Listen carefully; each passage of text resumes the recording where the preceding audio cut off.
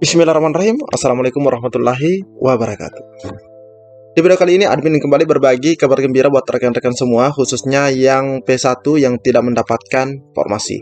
Jadi silahkan disimak saja videonya dengan baik, jangan di skip agar tidak salah dalam memahami informasi yang admin bagikan.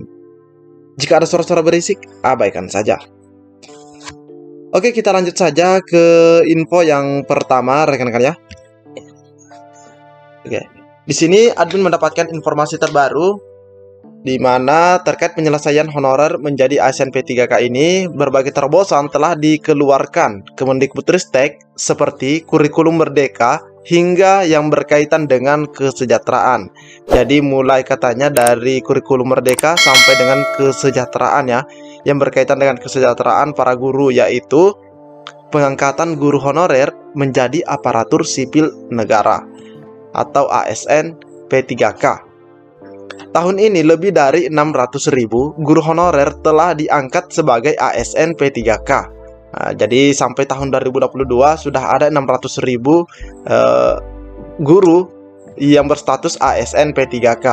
Hingga hari ini kami masih, nah di sini ada kalimat, kami masih terus memperjuangkan guru honorer yang belum menjadi ASN P3K. Nah, ini tanpa terkecuali ya. Jadi di sini diperjuangkan guru honorer yang belum menjadi ASN P3K. Jadi di sini ada permintaan mohon bersabar dan terus mendukung kami, ucap Mendikbudristek.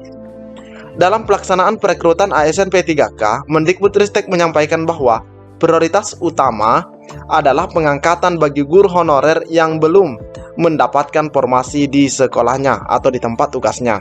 Jadi ini jelas rekan-rekan ya. Jadi perekrutan ASN P3K itu memprioritaskan rekan-rekan yang sudah lulus passing grade namun belum mendapatkan penempatan di sekolah induknya. Jangan sampai guru tergusur dari sekolahnya, berpindah ke sekolah lain karena di sekolahnya belum ada formasi ASN P3K. Nah, yang ini mungkin banyak dialami oleh rekan-rekan kita karena di sekolahnya itu tidak buka formasi sehingga harus memilih sekolah lain. Akhirnya sekolah tersebut akan kekurangan pengajar yang sudah bekerja lama di sana. Nah, terkait adanya hal ini sehingga Mendikbudristek itu mengupayakan agar rekan-rekan guru honorer itu bisa menjadi ASN P3K dan mendapatkan penempatan di sekolahnya. Jadi ini cukup menarik rekan-rekan ya. Sedangkan untuk membuka formasi dan perekrutan guru ASN P3K, lanjut Menteri Nadiem, Kemendikbudristek harus bekerja sama dengan kementerian dan lembaga seperti Kementerian Pendayagunaan Aparatur Negara dan Reformasi Birokrasi atau Kemenpan-RB, Badan Kepegawaian Negara atau BKN, hingga pemerintah daerah setiap wilayah. Jadi ada 3 unsur di sini atau ada 3 kementerian dan lembaga yang penting di sini rekan-rekan ya. Ada Menpan-RB, BKN dan Pemda. Kami akan terus, nah di sini kami akan terus mencoba mengeksplorasi agar Kemendikbudristek dapat mengangkat guru honorer menjadi ASN P3K tanpa rantai yang panjang. Jadi ini diusahakan bisa diselesaikan secepat mungkin. Maksudnya ujar Mas Menteri kala berdialog dengan 200 orang guru yang tergabung dalam organisasi profesi Ikatan Guru Indonesia atau IGI di kantor Kemendikbudristek Jakarta 25 November. Nah, jadi ini adalah upaya yang patut diapresiasi ya oleh honorer kepada Mendikbudristek, dan sekalipun rekan-rekan itu sudah banyak yang bersabar terkait mendapatkan penempatan dari tahun 2021 dan di tahun 2022 masih ada tersisa kurang lebih 55.000 yang belum mendapatkan penempatan. Insya Allah semoga di tahun 2023 sebagaimana yang disampaikan di sini tetap memprioritaskan kategori-kategori tersebut. Namun bukan berarti yang lainnya tidak diprioritaskan, karena di sini jelas ya dikatakan bahwa adalah memprioritaskan ya atau berusaha agar honorer bisa menjadi ASN P3K. Ini ya, memperjuangkan guru honorer yang belum menjadi ASN P3K. Oke rekan-rekan ya. Nah, kita lanjut lagi ke informasi yang tak kalah menarik. Nah, di sini ada informasi seusai bertemu pejabat Kemenpan-RB, Ketua Umum Guru Lulus PG bawa kabar gembira dan buruk. Jadi ada 2 kabar yang didapatkan ya oleh guru lulus passing grade pada saat bertemu ya dengan pihak Kemenpan RB. Ini kebetulan informasinya kemarin 2 Desember 2022. Para guru lulus passing grade PG yang bertemu pejabat Kementerian Pendayagunaan Aparatur Negara dan Reformasi Birokrasi atau Kemenpan RB merasa berbahagia bercampur sedih. Pasalnya, sejumlah tuntutannya dikabulkan, tetapi ada yang tidak direstui pemerintah. Nah, kira-kira apa ya? Sedih bercampur bahagia, campur aduk jadi satu, kata Ketua Umum Forum Guru Honorer Negeri Lulus Passing Grade Seluruh Indonesia, Ibu Hetty Kustraningsih kepada media GPNN.com. Hetty menceritakan hasil pertemuan dengan Asisten Deputi Perancangan Jabatan, Perancangan dan Pengadaan Sumber Daya Manusia Aparatur Kementerian Pan RB, dalam hal ini Bapak Abbas Subagja pada 1 Desember yang lalu. Kemenpan RB sangat mendukung rekrutmen P3K guru ini. Itu sebabnya Kemenpan RB membuka kesempatan bagi daerah untuk mengusulkan formasi sebanyak-banyaknya. Faktanya usulan Pemda sangat minim.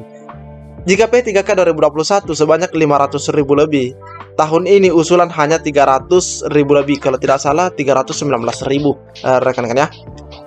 Jadi memang sangat kecil formasi yang diajukan, padahal kuota P3K secara nasional yang disiapkan 700.000. Jadi ini memang jauh sekali rekan-rekan ya, dari jumlah yang disiapkan oleh pusat. Salah satu alasan Pemda, lanjut Hetty, karena masalah anggaran. Nah, ini masalah anggaran. Itu sebabnya pemerintah pusat mencarikan solusinya. Nantinya untuk tahun 2023 penggajian P3K akan dipisahkan khusus. Nah, jadi ini ada aturan baru nantinya di tahun 2023 bahwa untuk gaji P3K itu akan dipisahkan, sehingga gaji P3K tidak gelondongan lagi di dana alokasi umum atau DAU. Alhamdulillah gaji P3K akan ditransfer lewat DAU, tetapi tidak tergolong lagi, tidak gelondongan lagi. Sayangnya ada masalah yang tidak bisa diselesaikan pemerintah pusat. Dari 193.954 guru lulus PG, ternyata masih menyisakan 65.000. Nah, di sini angkanya berubah lagi rekan-rekan ya, 65.954. Nah, pada 2023 yang bisa diakomodir sebesar 46.000. Nah, berarti ini ada tersisa lagi nih. Tersisa 19.000. 19.000 rekan-rekan ya. Guru lulus PG tidak bisa diangkat P3K. Tapi ini masih sekedar wacana rekan-rekan ya. Semoga saja Pemda bisa mengajukan atau memaksimalkan usulan formasinya. Penggajian P3K tahun depan sudah aman, namun 19.000-an P1 tidak bisa terakomodir di 2023. Kode langsa banget nasib P1 atau prioritas 1. Pungkas Hetty Kustraningsih sembari berharap ada solusi terbaik dari pemerintah.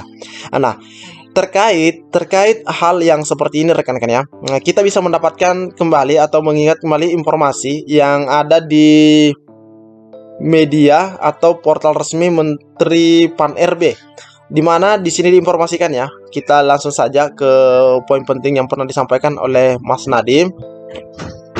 Nah, di sini dikatakan bahwa mengamini penjelasan Menkes, Mendikbudristek Nadiem Makarim menguraikan 3 paket kebijakan mengenai pemenuhan guru P3K.